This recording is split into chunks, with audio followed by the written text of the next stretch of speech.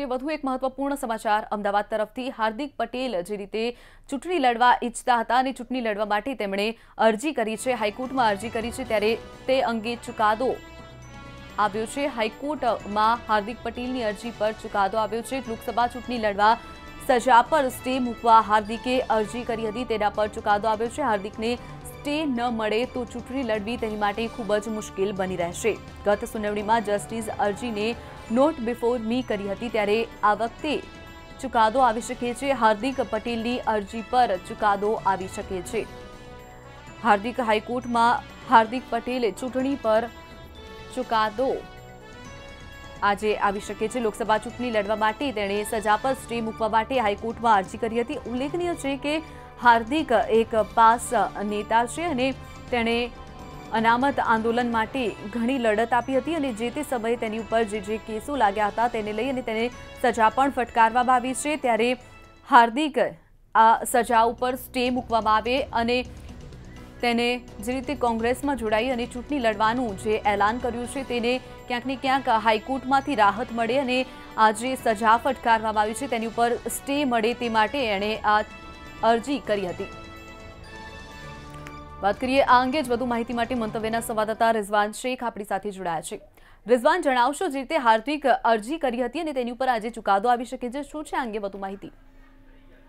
વાત કરવામાં આવે તો જે કેસનો જે આ સમગ્ર મામલો છે, મામલો એવો છે કે જ્યારે વિસનગરમાં એક તોડફોડ અને રાયોટિંગનો જે બનાવ બન્યો હતો જેમાં હાર્દિક પટેલનું નામ સામેલ થયો હતો, તે કેસ અત્યારે હાર્દિક પટેલને નડી રહ્યો છે અને વાત કરવામાં આવે તો એ જ કેસને લઈને તેમને મહેસાણા જિલ્લામાં પ્રવેશવા માટે પ્રતિબંધ મૂકવામાં આવ્યો છે।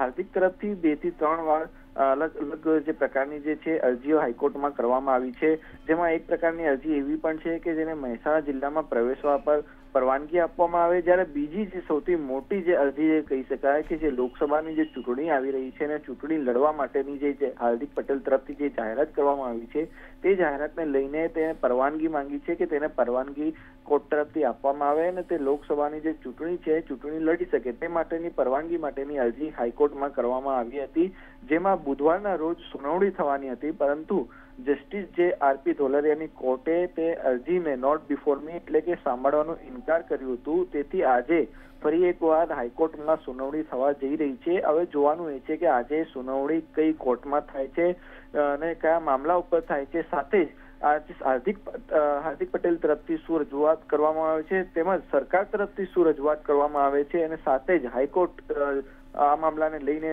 શું ચુકાદો જાહેર કરી શકે છે। એટલે કદાચ આજે ચુકાદો ના પણ આવી શકે છે, તેનું કારણ એ છે કે કેમ કે બંને પક્ષ તરફથી પોતાની રજૂઆત કરવાની છે, એટલે કદાચ આવતીકાલે પણ ચુકાદો આવી શકે છે। હવે જોવાનું એ છે કે આ મામલામાં શું નવો વળાંક આવી શકે। જી બિલકુલ રિઝવાન, માહિતી બદલ આપનો આભાર।